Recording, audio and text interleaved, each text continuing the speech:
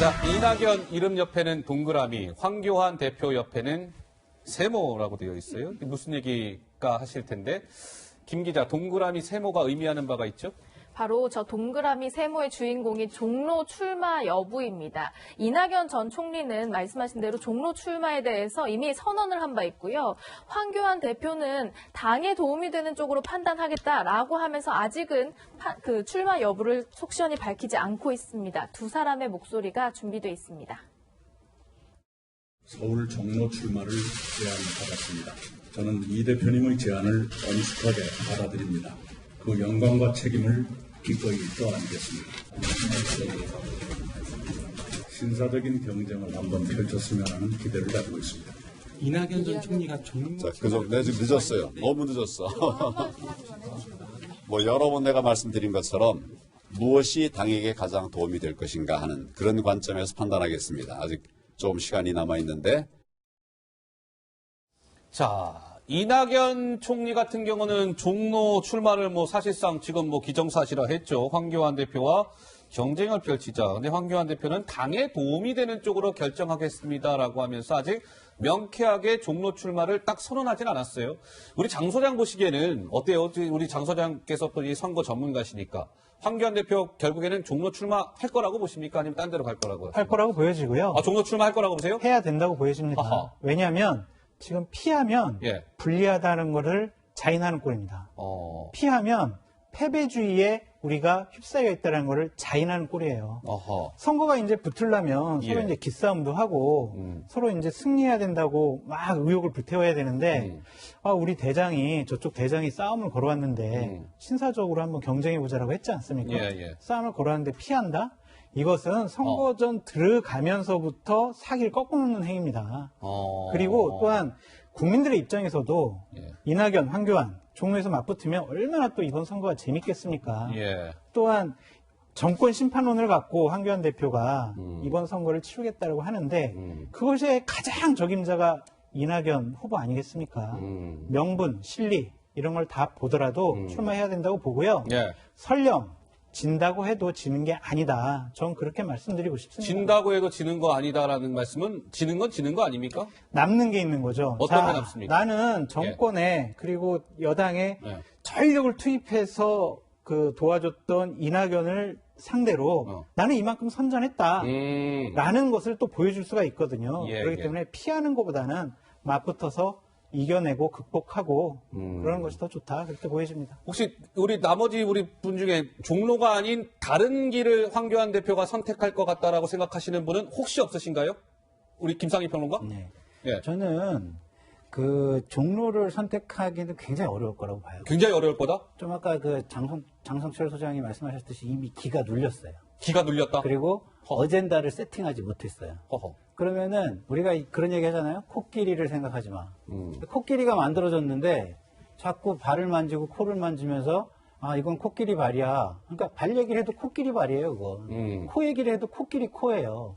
그러면 황교안 대표는요, 자기 어젠다를 세팅하는 게 훨씬 중요합니다. 지역보다. 그러니까 정권 심판론에 이낙연 총리가 굉장히 좋은 그 경쟁자라고 얘기하는데 그렇지 않을 수 있어요. 훨씬 더 상징적인 인물이 있을 수 있습니다. 그래서 임종석 실장이 나온다. 훨씬 상징적인 인물이 될 수도 있어요. 그렇잖아요. 그렇기 때문에 어젠다를 세팅해놓고 그거에 맞춰서 가는 것이 맞는 것이지 이렇게 끌려가듯이 간다?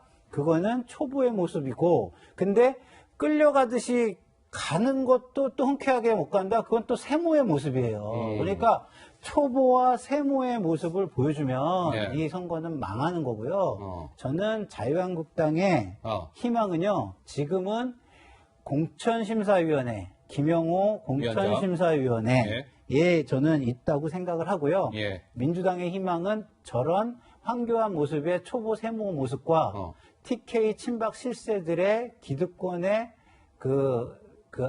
끝까지 매달리는, 벼랑에서 손을 안 놓고 매달리는 것처럼 처절하게 매달리는 그 모습이 민주당의 희망이 될 거라고 생각합니다. 예. 우리 이종훈 평론가는 어떻게 보세요? 이낙연 전 총리의 동기어진이라고 하죠. 잡고 안 놔주겠다라는 전략에 끌려갈 수는 없다. 즉 무슨 말씀이냐면 종로에 지금 들어가거나 아니면 딴 데 가거나 아니면 뭐 저 비례대표로 가도 어딜 가도 지금은 욕먹게 돼 있어요. 비판 받게 돼 있어요. 어떤 비판도 다 돌아올 겁니다. 어떤 상황도. 그런데 종로는 이렇게 됩니다. 지금 장 소장께도 말씀하셨지만 대권 주자들이 맞붙었다. 이것이 이슈가 굉장히 커버려요. 그런데 중요한 건 지금 한국당에서 중요한 건 사전 전패를 했어요. 대선 졌지, 총선 졌지, 지방선거 졌지, 보궐선거까지. 예, 예. 최근에 이 모든 선거를 다 졌기 때문에 대권 주자로서의 본인보다 한국당이 어떻게 다시 총선에서 과반 이상을 잡을 것인가. 여기에 지금 초점을 맞추고 모든 전략이 거기에서 나와야 되거든요. 예. 근데 자신이 종로감으로써 그 모든 것들을 다 짊어지고 갈 수 있다? 그게 아니라 거꾸로 종로에서의 두 대선 후보가 한다는 것을, 그러니까 맞붙었다는 것으로 모든 언론이 다 다른 지역, 다른 벨트 이것들을 전부 안 돌아보고 여기만 집중하게 돼버립니다. 그러니까 이슈를 다 끌어안고 그냥 묻혀버리는 거죠. 그래서 지금은 비판을 받더라도 끌려갈 수는 없다. 자기가 이슈를 끌고 가야 된다. 지금 종로로 가는 건 끌려가는 것이다라고 예. 보여집니다. 예, 장 소장. 예. 2002년도에 노무현 대통령하고 이회창 한나라당 후보랑 대선에서 붙었잖아요. 그 전에 이제 98년도에 종로에서 붙을 기회가 있었어요. 예. 그때 재보궐선거가 열렸었는데 노무현 전 대통령은 출마를 강력하게 주장을 해서 출마를 했고요.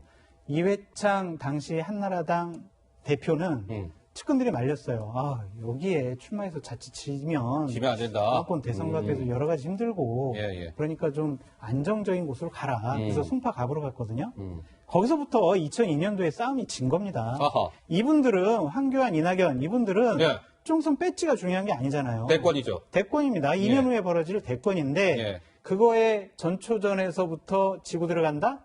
기싸움에서 밀린다? 이것은 다음번 대선을 치러보나 마나한 일이 돼버립니다. 황 대표는 뭐 묻지도 말고 따지지도 말고 일단 종로로 가야 된다. 지더라도. 맞습니다. 예, 장 소장. 예. 그거를 만약에 분석 방식을 그렇게 하신다면은 그렇게 분석할 수도 있겠죠. 근데 이해창 전 그 후보의 패배가 아들의 병역 문제라든가 여러 가지 문제에 황교안 대표처럼 세모의 모습을 보였다. 이걸로 분석한다면 저는 그거보다는 이종근 평론가의 말씀에 조금 더 동의하는 거예요. 왜냐하면 자기가 어젠다를 세팅을 해야 돼요. 프레임을 구성을 해야 됩니다. 남의 전쟁터에 들어가서 이기기는요. 굉장히 어렵다. 어려운 겁니다. 알겠습니다. 자, 황교안 대표에 이어서 김 기자, 얼마 전에 한 1년 이상 외국에 나갔다가 들어온 정치인 얘기 좀 해봅시다. 네, 안철수 전 국민의당 대표, 안철수 전 의원 얘기인데요. 1년 4개월 정도를 외국에서 유학 생활하다가 공항을 통해서 이제 귀국하면서 화려하게 복귀 신고식을 했습니다. 그 모습 먼저 보고 오시죠.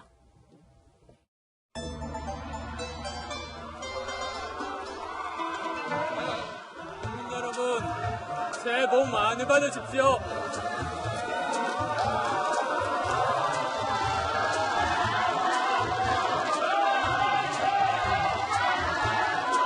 존경하는 국민 여러분, 그동안 안녕하셨습니까? 안철수입니다.